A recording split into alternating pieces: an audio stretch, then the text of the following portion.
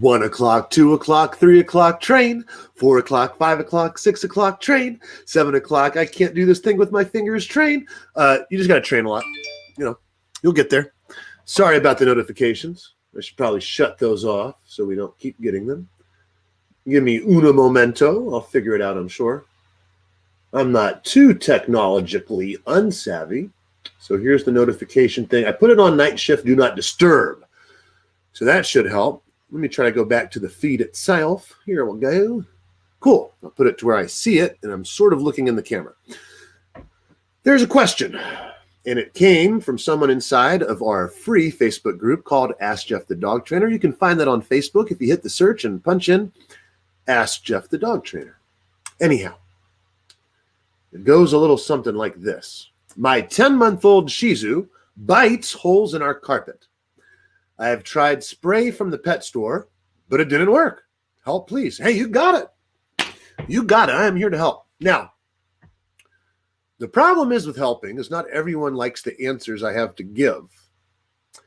And that's the difference between the people that continue working with me and the people that don't, because the ones that don't want to hear my answers will then typically hire someone else and try to get their answers to be more in alignment with what they want. Here's the problem. If the way we wanted it to work did, it'd already be working.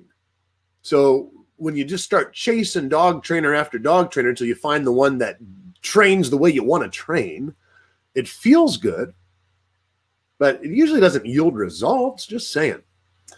Anywho, I've had a lot of people recently that weren't necessarily in love with the way I got them the answer. They wanted it to be done differently.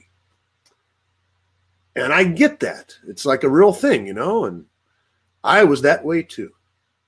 And I would go from piano teacher to piano teacher and say, hey, how do I practice? How do I get better? And they'd all pretty much tell me something different, but it was never exactly what I wanted to hear. Then I heard something that I didn't think I wanted to hear, but it was in alignment with me, and it fluffed my ego a little bit. And so I went with it. Did it really get me to where I wanted to go? No. Having to do some of that other stuff that I didn't want to do produced the result better, like practicing. How's that? Because it takes a crazy person to be a dog trainer. It really does. The definition of insanity is doing the same thing over and over again, expecting a different result. But here, we've tried the spray. It doesn't work. So what's the point of trying spray again and it magically working? It definitely won't, right? It doesn't just magically work if it didn't. But I will tell you this. Things that magically work could eventually stop working. This is something we talked about inside of our Canine Connect 360 group tonight, which you can find at AskJTDT/Canine Connect 360. That's actually the wrong URL. I take that back. What is it again? AskJTDT.com/CC 360. That's the right one for now. If that changes when you go to punch this in, I apologize. But it'd probably be something close to that. If you're a decent computer hacker, you could figure that out. If you're not, well, you could always hire one or just reach out to me direct and I'll give you the right link, whatever. Okay, so let's talk about this Shih Tzu biting holes in the carpet. For one, that sounds like a dog that knows how to have fun. If I were a dog and I wanted to have a party, I'd invite all my friends over and chew holes through carpets. See, the thing is, dogs, they don't know that stuff costs money. They have no idea we work in exchange for money to buy cool stuff like carpets. They'll destroy that in a heartbeat. It has no value to them, just like a stick. Why will they destroy a stick? There's more.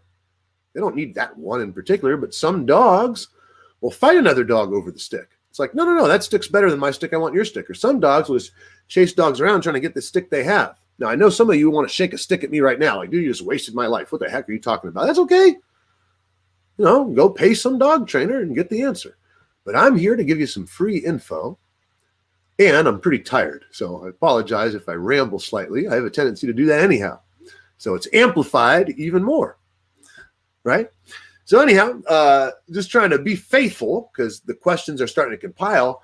I've been busy working with paying clients right and left, and I really haven't had much bandwidth to come in here and do the free thing. But after my paid sessions were over today, I'm like, you know what? I'm about to drop some bombs on y'all. Boom! Make the mind go. Whoa. But here's the thing, for me, I take it for granted because I've been doing it for so long. It's not that mind-blowing. It's just like, that's what it is. It's just a part of my life, right? But the first thing I think of when I hear this is we're not watching that dog very well. Or we just don't know what to do when the dog's eating the carpet. But it's like, if that dog's chewing that carpet so long, it's making holes through it. Either you have the world's thinnest carpet, the world's most ferocious mouth shredding Shih Tzu that the world's ever known, or that dog's getting a lot of time to do its dirty work and destroy that carpet of yours. So I'd first suggest, and again, this is what makes these tough, is I can't get direct feedback from you live, which you can get inside of Ask something or other. I'm messing it all up inside of, what's it called? I don't know. Canine Connect 360. It's a thing. It's cool, by the way. And tonight it got crazy because we were talking about some of the most minute stuff that will give you an edge on your dog training. And people ask questions. I give answers and we get real feedback. So I want to give a shout out to Kim, who's in the group. Kim, impressive. The work you've done, my friend. I don't know if you know how impressive that is, but my gosh, is that impressive. Scott, I just had a chance to watch your video. I did that right before this. Impressive.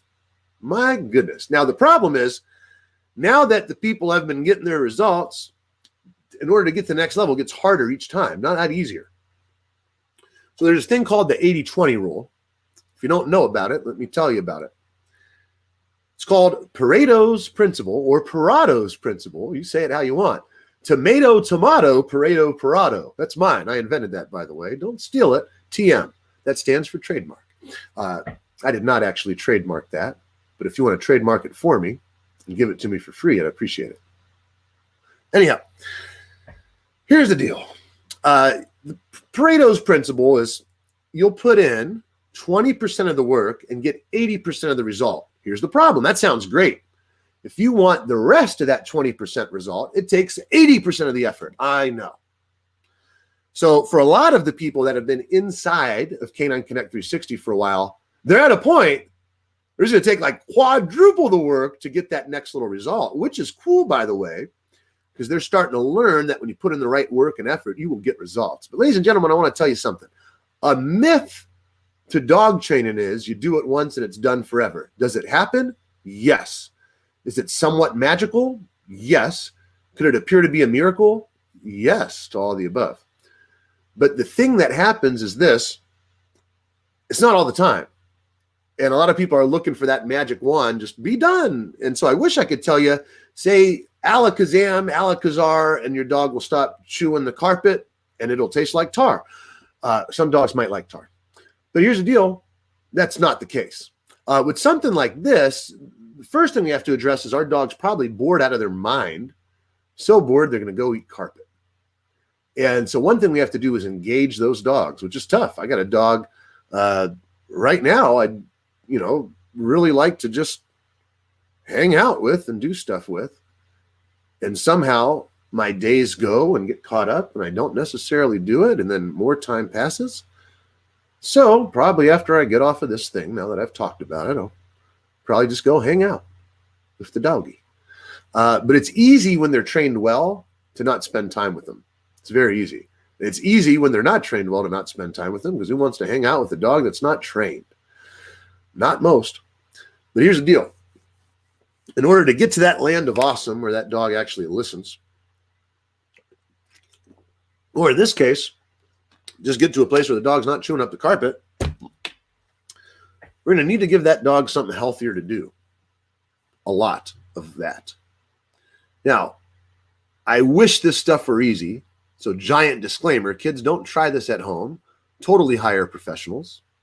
But there's a lot of free info going around that internet that teaches you the exact wrong stuff. And I love you. I don't want you to go through that. So I'm going to tell you the right thing. How do I know it's right? Well, it's been working right and left since I've started doing this in 2015, and I only get better at it the longer I do it. Now, What most people will tell you is, hey, when your dog goes to chew that carpet, I want you to get a treat and redirect. Or get a toy, redirect. There's something called the redirection misconception. How do I know? I made it up. And in the redirection misconception, it's where we honestly believe that redirecting our dogs will become a permanent solution. And I'll tell you this, according to the 80-20 rule, I'd say about 20% of the dogs it just might work for, so you might as well give it a shot if you don't really want to dive into real dog training. What I call real dog training is not cheating. And this is where we would communicate very similarly to how a dog would communicate to another dog. Problem is we're not dogs. We don't have the same facial features or functions. We have some of the same features, right? We both have eyes. We both have noses. Their noses look a little different than ours. They're called muzzles, I guess, which their mouths are attached to, but pretty similar, right? We can relate. It's not exactly like looking at a worm. Those are a little harder to relate to. That's why many of us don't have pet worms. We have pet dogs, easier to relate to. And so I can relate to this issue because I help people with this issue like every day. I just got off the class where we had similar issues going on. But the tendency is to want to redirect. And the problem with that is it doesn't create respect. And that could literally set you up for failure later, and it can come back and bite you. Wink, wink, literally. How do I know? I primarily have worked with reactive dogs, untrainable dogs, according to the other trainers. I've worked with the dogs on death row, and I've been able to help there. So, hey, chewing on the carpet, hey, that's nothing. But here's the thing. When you go to contradict that behavior, the dog could very well try to contradict you back, which is why things like the spray is such a great solution if it would work. Now, one thing you consider is switching your spray. Well, I think I got some hidden over here.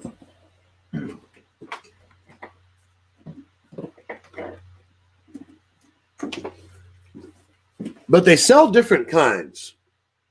Now, somehow in my divine intelligence, it's possible I bought two of the same sprays. But anyway, here's one that's different.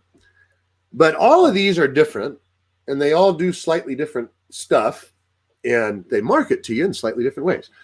But this one is for no chews and hot spot spray, anti-chew hot spot remedy spray. Works safely to discourage chewing and biting of wounds. Okay, cool. Steroid free, fast relief. Or get this. Get this one. Here, you can't see it. Let me help you. Maybe it just won't work at all. But it says money back guarantee. Sorry you can't see that. I imagine if I were to care enough, I could fix it, but I'll just expect you to take my word for it. That thing says money back guarantee. What does that mean? Well, it means if you don't work, I guess you call up and get your money back, which isn't a bad deal, really, so it's worth a shot. This one's called a Bodhi, I believe. It's Bodhi. Now, this one is Rocco and Roxy Company. No chew.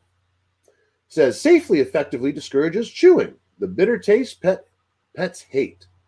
And it has a calming copaiba oil. I don't know if I'm saying that right. For soothing hot spots. So same thing. They both stop chewing in hot spots, but this one marketed slightly different with no money back guarantee, which doesn't mean it's worse or better. It just means there's no money back guarantee. And it gives you some more useful tips at roccoandroxy.com. Cool. All right. So what I'm getting at, not all sprays are the same, but they're pretty similar. Let's take a look. Ingredients. Water is the main ingredient. So we all know how well those squirt guns work. An emulsifier. I might have to Google that. That oil stuff. A bitter agent. Okay, finally.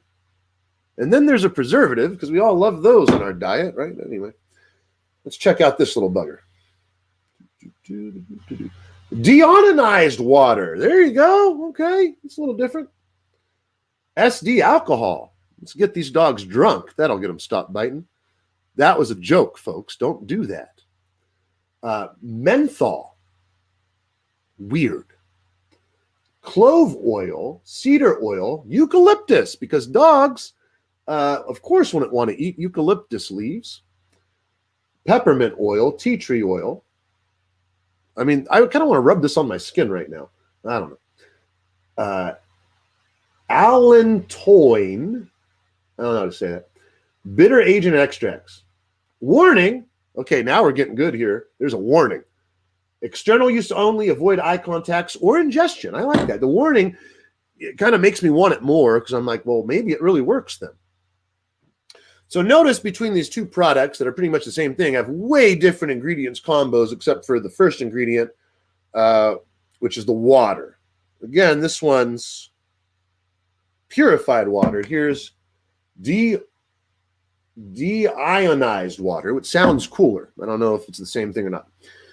Again, Google could probably help us. But what I'm getting at is you can try different sprays. They might actually do something different because they're different. They're made of different ingredients. Your dog might respond to them differently. So just because one spray didn't work from the pet store, there's tons of sprays on that old interweb stuff.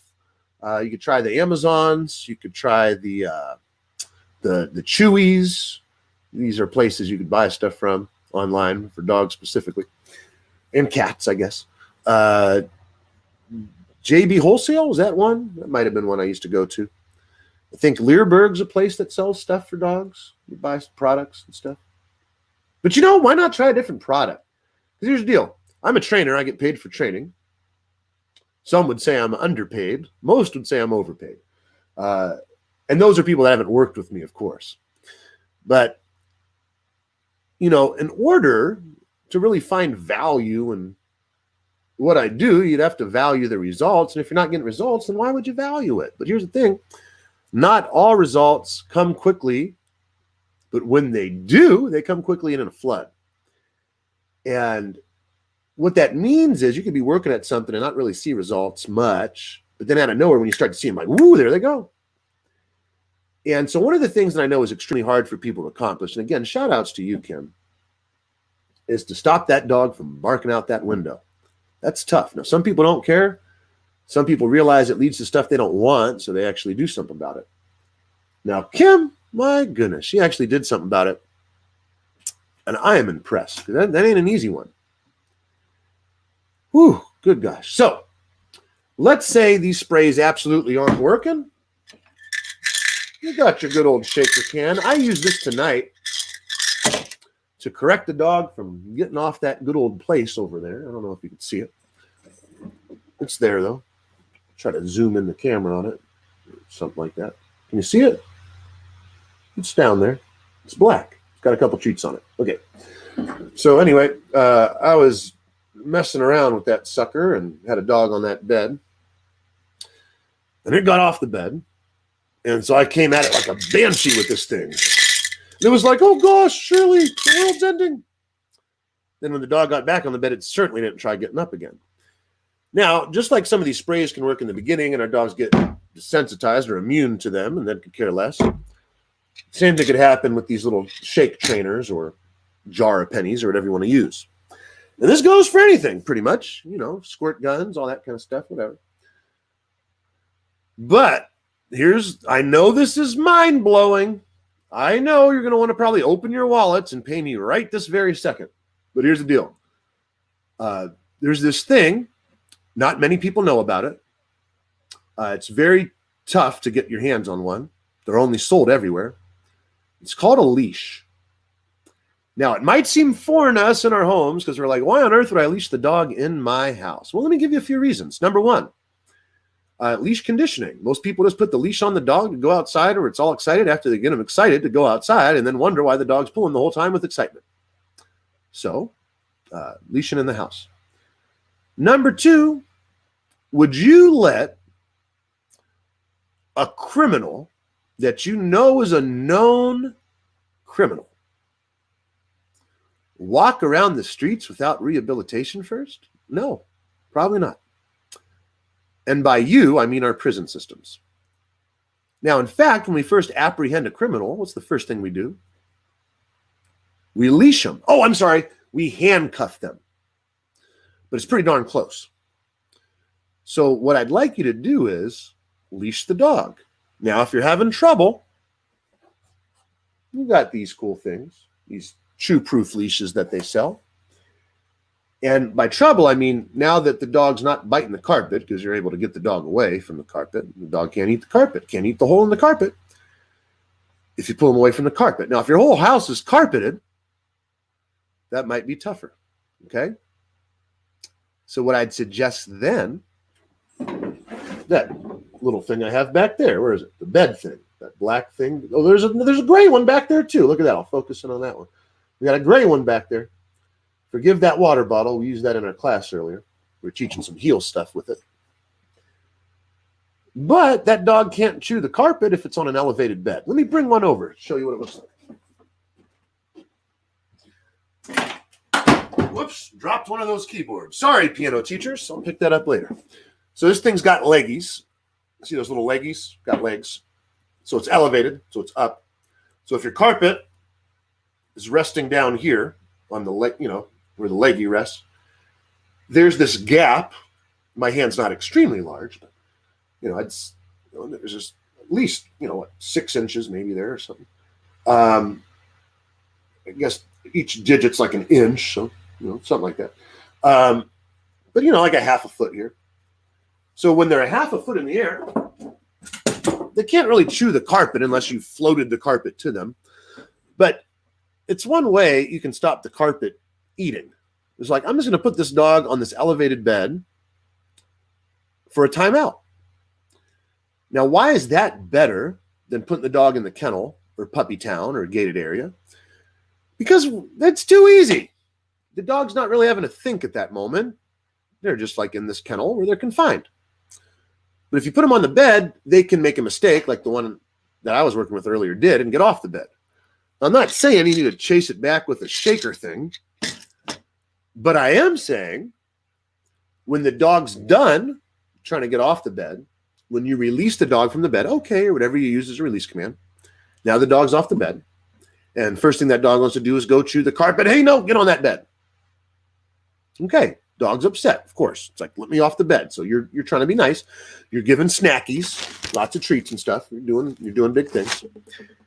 You know, you're giving the chew toys and the, what do you call those things? The something bones. This is what happens when I get tired. I can't necessarily think as clearly, but there's some sort of thing. Bully sticks. There we go. Now you give that dog something on its bed there and it hangs out. Then when it's calm again, okay, get off the bed. And then they eat the carpet. No, right back on the bed. Now, of course, you got to take them to the bathroom and do other stuff with them. But somewhere, your dog's going to make the connection and go, oh, eating the carpet, I'm on this bed. And as much as I love the bed and getting treats, I'd much rather just walk around and do stuff. So how about I just don't eat the carpet? Great idea. Glad I thought of it.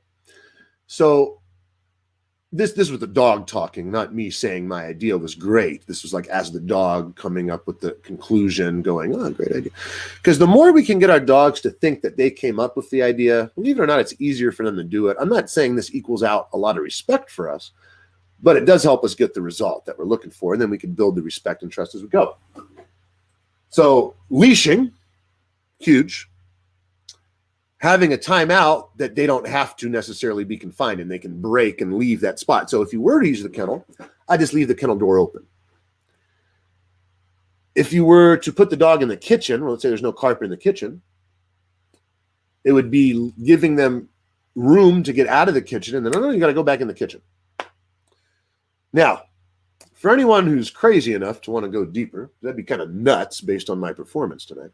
If anyone found any value, feel free to check out that Canine Connect 360 because we go deep into this kind of stuff.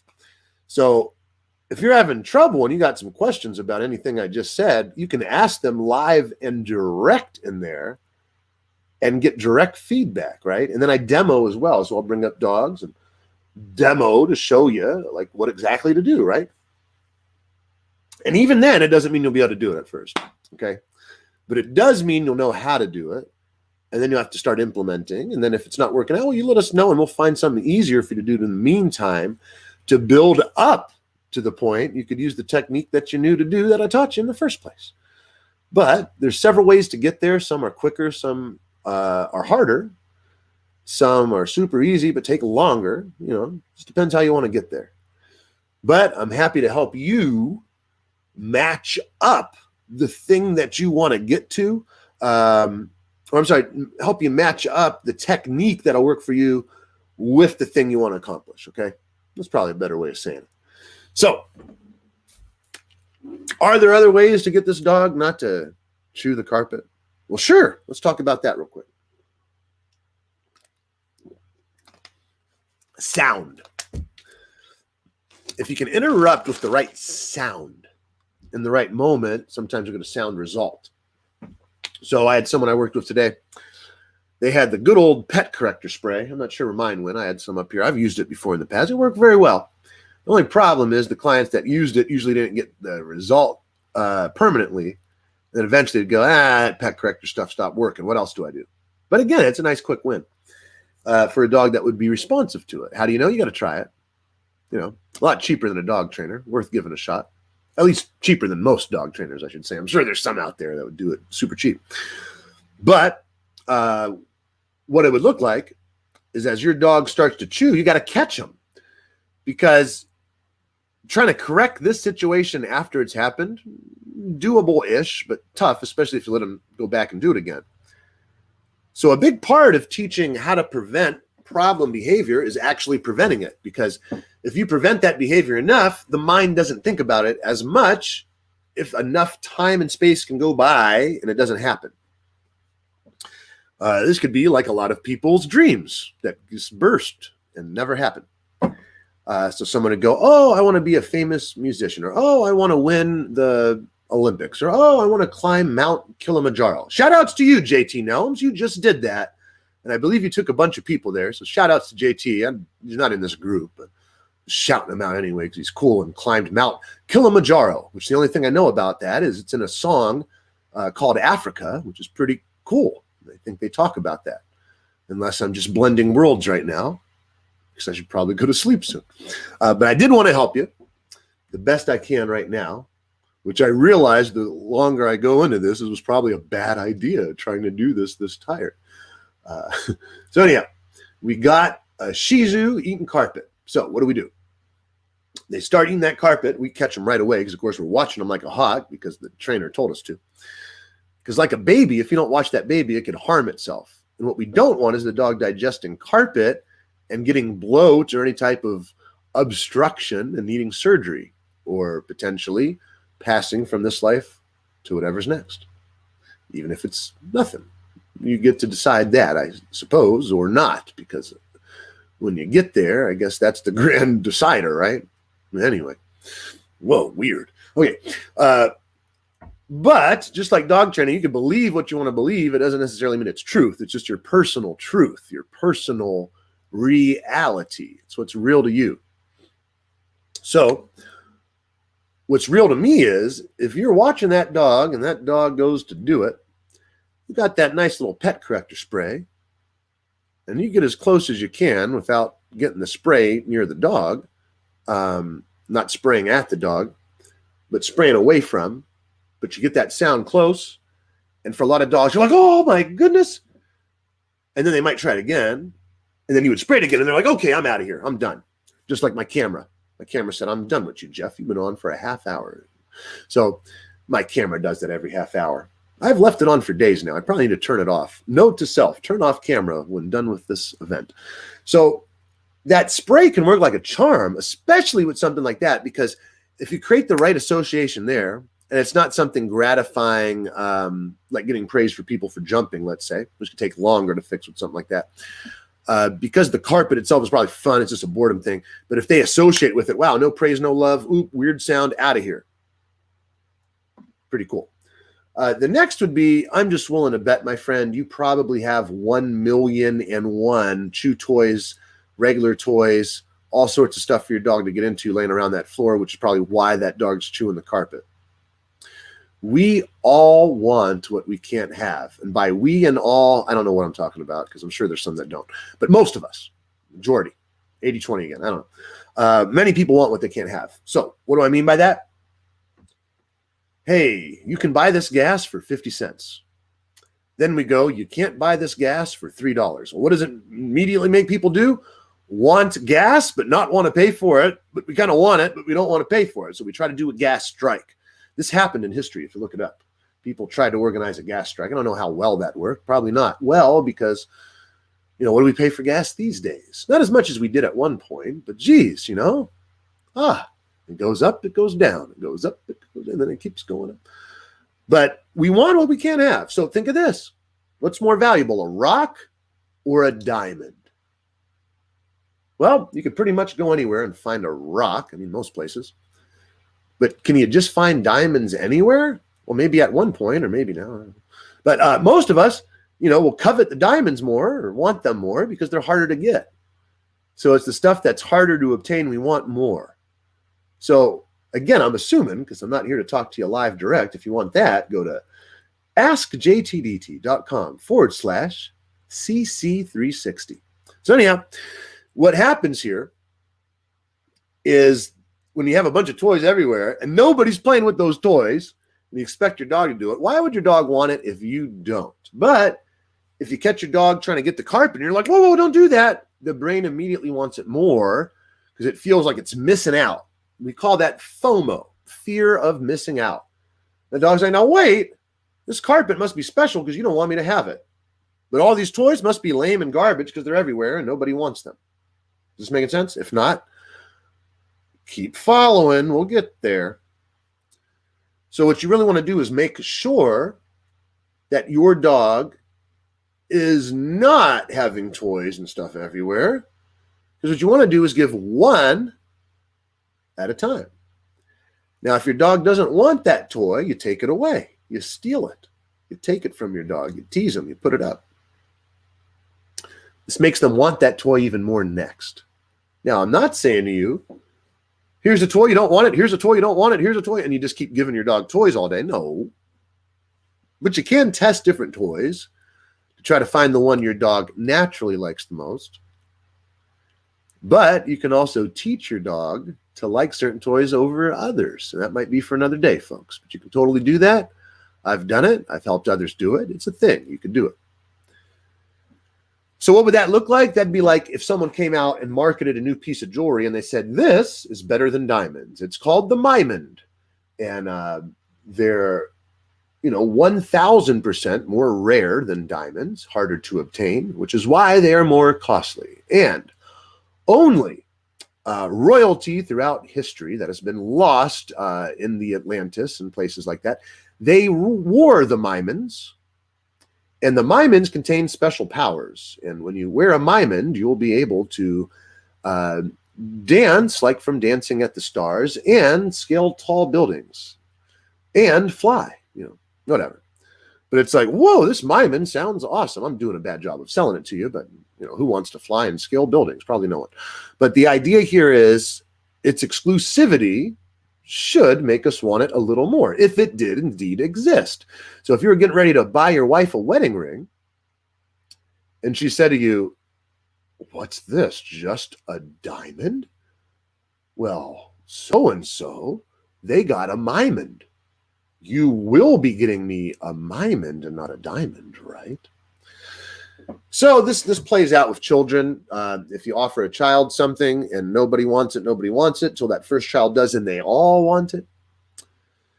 Whew. So what I really want you to do is make sure we're not trying to make a situation better and making it worse by just having a bunch of stuff all over the floor for your dog to do when your dog's not doing any of it. Now, if we're carpet chewing, could we do a little leash walking through the house instead? What does it look like walking a dog through a house on a leash? Very similar to walking a dog outside, only inside. My great uncle, bless him, bless you, great uncle. He's no longer here, at least in the way and shape, form of which I could talk to him. But that man is hugely responsible for a large portion of the thoughts I have every day.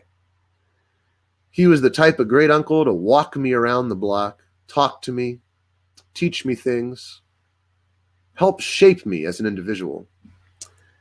And he made up for a big part for when my dad wasn't able to be there for me.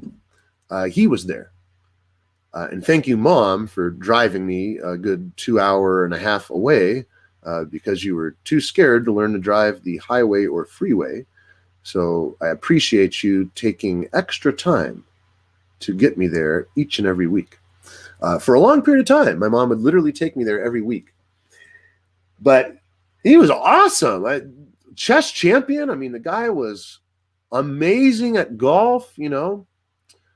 I think like even was he 60 at that point? He was playing basketball with me and baseball and teaching me how to use a glove and stuff and making me cry and then teasing me and calling me a little girl. But, you know, it's for another day, whatever. But the guy was just amazing. And I'm so tired, I forgot what I was talking about. That happens, you know. How did that relate? I don't know. Somehow it related. Maybe Dawn's texting me to either tell me to go to bed or she's going to let me know how that related. She said I must sleep. She's right. I will do that eventually. Let me try to retrack here. Let's see. Mental gymnastics late at night. So it's talking about stuff, talking about chewing. Oh, yeah, the leash thing. So one of the things he would do that I would recognize as a child is he would go to the mall and he would walk with some of the other senior citizens from the bowling clubs. He was also an excellent bowler. In fact, he was best at everything he did out of the people he did it with. Interesting. So anyway, I'd see him walk and I'd walk with him. And that happened a lot. Now, as he got older still, he would do a lot of the walks around the house.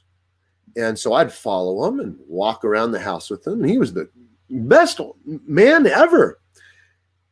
And even like in his 80s, like I can recall him slapping his wife in the butt every now and again as he'd walk around, you know, he'd pass his wife, give her a little tap and keep walking. I mean, he absolutely loved, I'm sure he still loves, if that's possible at this stage, like loved his wife. Like, oh my goodness. And so the walking in the house was no different than him walking outside with me around the block or going to the mall. It was just less stimulating, of course. But same concept. He was like, I want to walk. I want to exercise. You know, I don't just want to live. I want to live awesomely. I don't just want to be here. I want to be here and enjoy it. So him and my great aunt did a lot to create extra years of awesome by diet, exercise, you know, having something they believed in, things that they were committed to, charitable causes. Okay. All this helps, ladies and gentlemen. Both my great aunt and great uncle lived into their 90s. So the walking around the house thing, although a lot of people think that's weird, that's what us trainers do. And I was just talking to one of the members of Canine Connect 360, Scott. He's on his 10th service dog. And one of their rules for that service dog is don't let that bugger off leash. What a tough rule to follow. Because us as a human, we want to be humane. We want to be compassionate. You know, even with shutting those notifications off, they just keep coming through. But he wanted to be compassionate. We want to be compassionate. And we want to do what? We want to let those dogs off leash and explore and have freedom. I mean, one of the things I hear from people, oh, I got my dog, proof for the house after just 1 week, or, I didn't use that kennel for a month and that dog's been just free, loose as a goose ever since. Oh yeah. And can you help? Because they jump and they nip and they eat huge holes through carpet. So I wouldn't let that criminal off the handcuffs, the leash, until that criminal showed that it was reformed and could be a functional member of society. So I would just replace that walk outside with walks inside. Now, when your dog doesn't want to walk anymore, great, take the leash off. I bet they're not chewing carpet then. But most of us, we want a quick fix and we want to be humane, but we want to do it without it taking our time. And you could hire someone to do it for you. But I kid you not, one of the strategies I use that's super strong is interact with my baby till it's ready to go to bed, or interact with my dog till it's ready to take a nap, or interact by training and teaching and challenging my dog's brain till it no longer can maintain and it has to take a sleepy, right? Just like me coming up here soon. So we can't go, at least not that I know of, like we can't go forever in this realm. Like we have to hit the dream realm or at least sleep realm eventually. And so for our dogs, they can't just walk forever. Like eventually they get tired of it and they'll do something else. Hopefully hang out and do nothing. But an easy peasy strategy to use. And if you're walking your dog now, you would just replace that walk outside with inside for now, because we're working on walking on the carpet without eating it. And so as I'm walking that dog around that carpeted area, as it's not chewing the carpet, the moment that dog looks up and acknowledges me, I capture the moment with the clicker or with my tongue using words or sounds, and then reward heavily, whatever that looks like for you. Maybe it's treats, maybe it's toys, maybe it's both, maybe it's verbal praise, maybe it's physical praise. Oh my goodness, maybe it's all of the above, which is always what I'd pretty much select if that was an option when I didn't know the answer.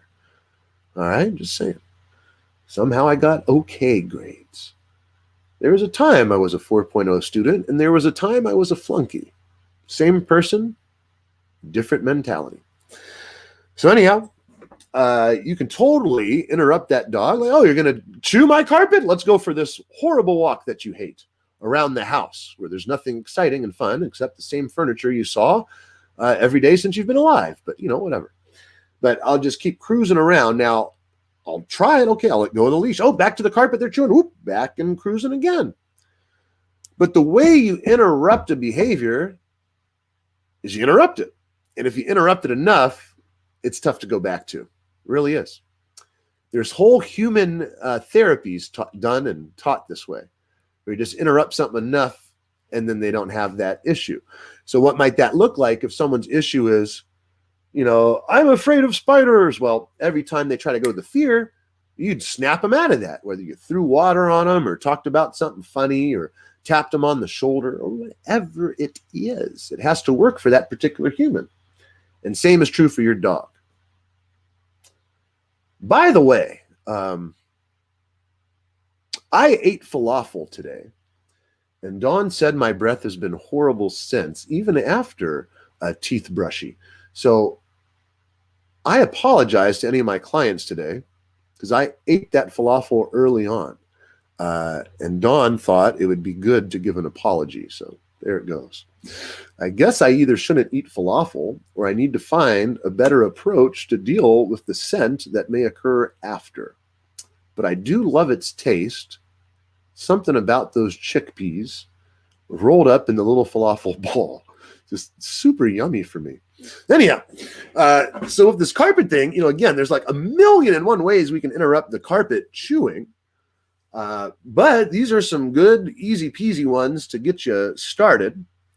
And if you have any questions about that, feel free to reach out. Feel free to join the free Facebook group, or feel free to join the extremely expensive paid group of Canine Connect 360. Actually, it's extremely affordable. So much so, we should probably raise the price soon. But it's really cool. And, instead of me just rambling the whole time, people ask questions and actually interact with me. It's pretty fun. Right now, I'm just interacting with myself. So hopefully you've gained something beneficial from my very tired talk, trying to help absolutely the best I can while leading and guiding you toward the goal and toward the place you want to go. And just to recap, think of, hey, you tried a spray. There's more you can try. I think I have like 6 of them at the house right now. There's other devices than sprays that do similar stuff, like little shaky cans or the squirt guns or things like that are very similar. All they are is an interrupter. The pet corrector spray, not bad, not bad. There's another one called Pet Convincer. We didn't talk about that one, but that one you actually, it says on the box, you're supposed to spray the dog with. It's just air. There's air. But that one works highly effectively too, and has a sound that goes with it. And same thing like all the others that we've just discussed. It may work for a period of time and then might not work at all. But if it's not working in the beginning, it's not going to start. Now, with the leashy stuff, that's a guaranteed work, and it might not work in the beginning and then will later on. Because if we do it enough, we're going to get enough of the result we want that we don't have to do it anymore. It's weird how that works.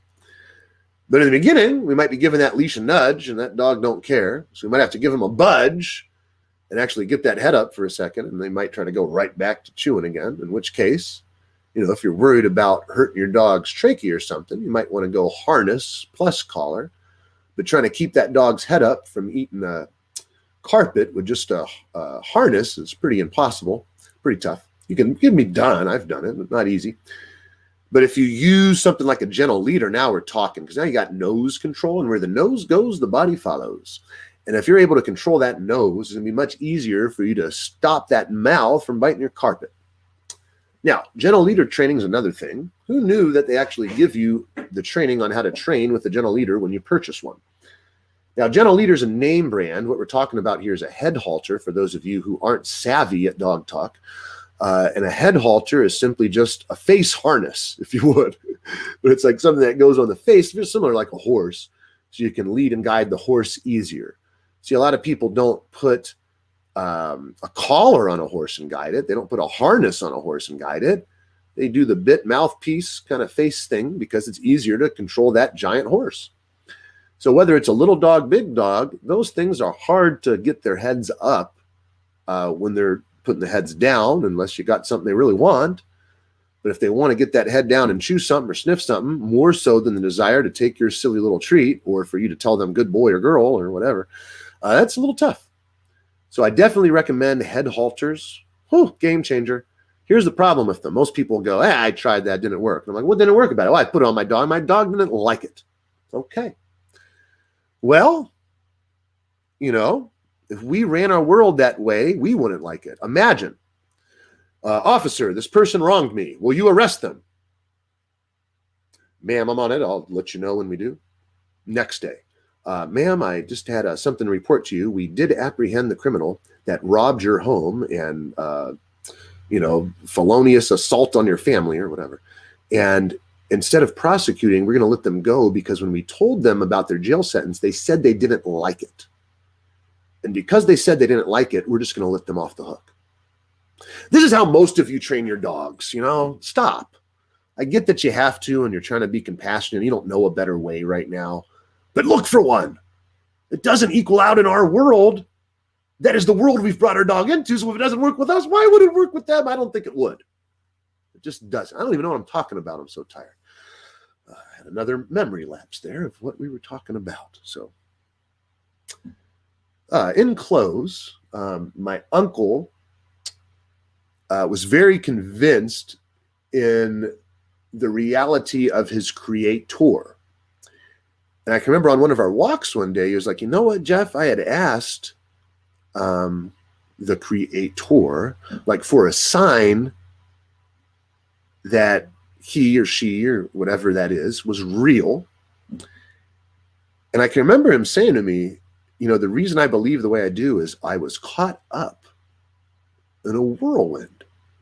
I just think that's interesting. And mind you, he's been passed for a while. And I was a little kid when we had that. And sometimes little kids' memories get foggy and stuff. But that's like it's like it sticks out in my head about that. So for him, that was real based on his experience. Now, the things you know of as real are based on your experience. And when someone tries to tell you something outside of that experience, you question it.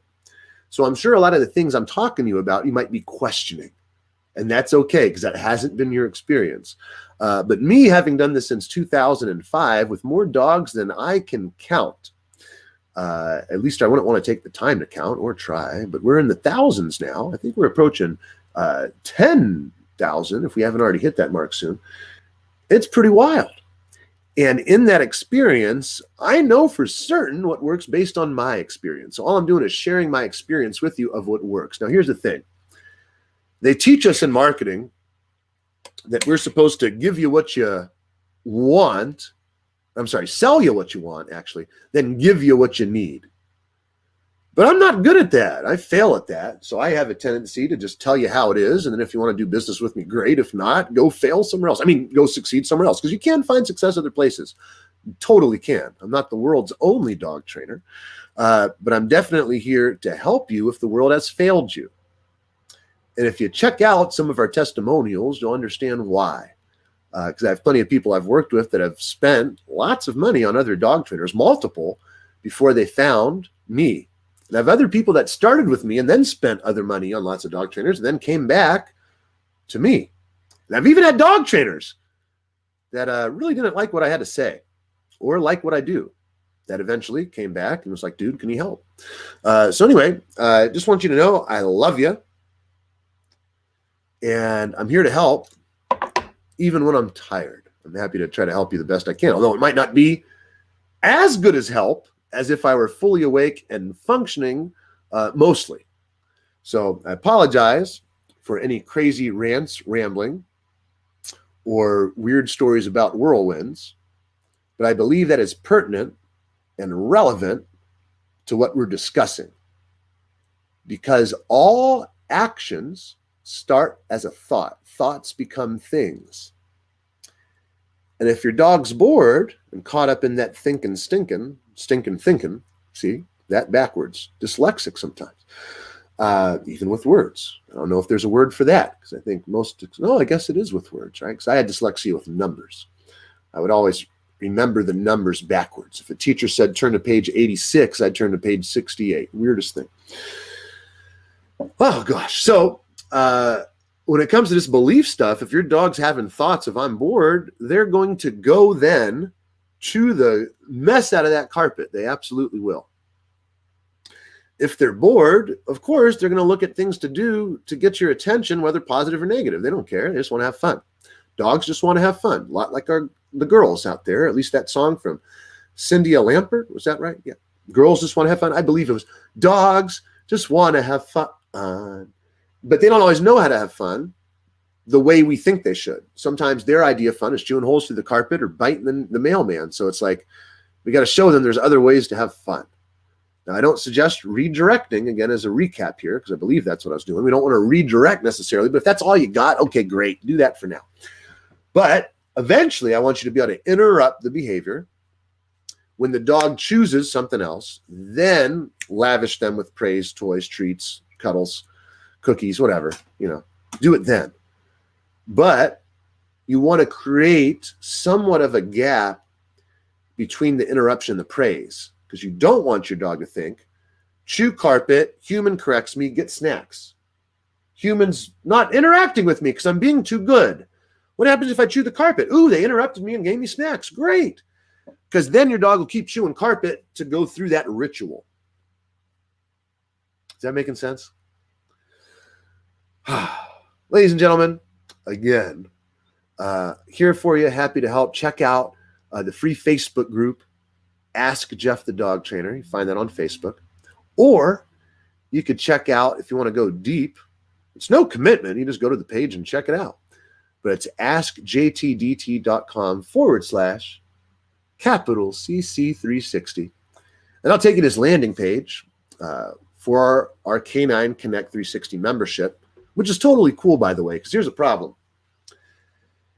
If I were, let's say, to mow the grass today,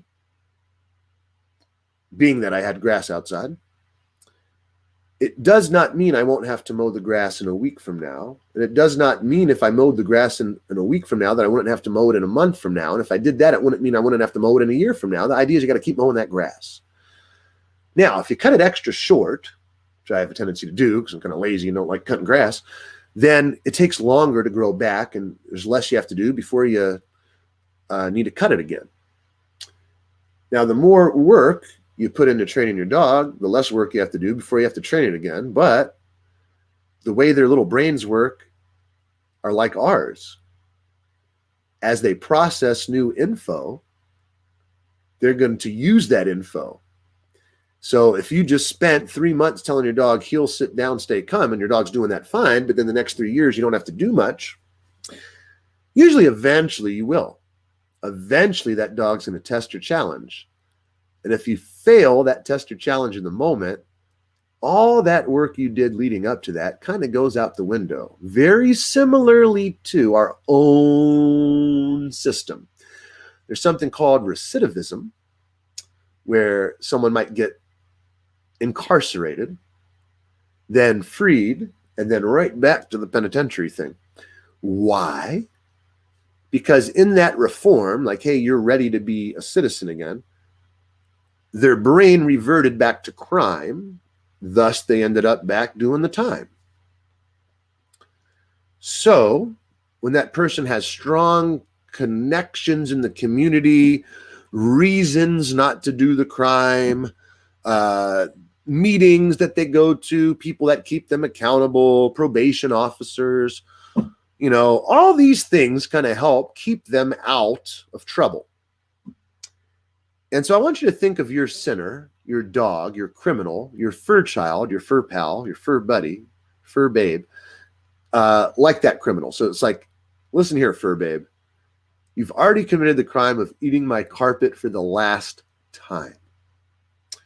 I know what you're capable of, and although you are cute and a smooth talker, as a lot of criminals are, I am shocked by the amount of people that meet and marry their significant other that they found in the prison system. I'm just sort of shocked by that.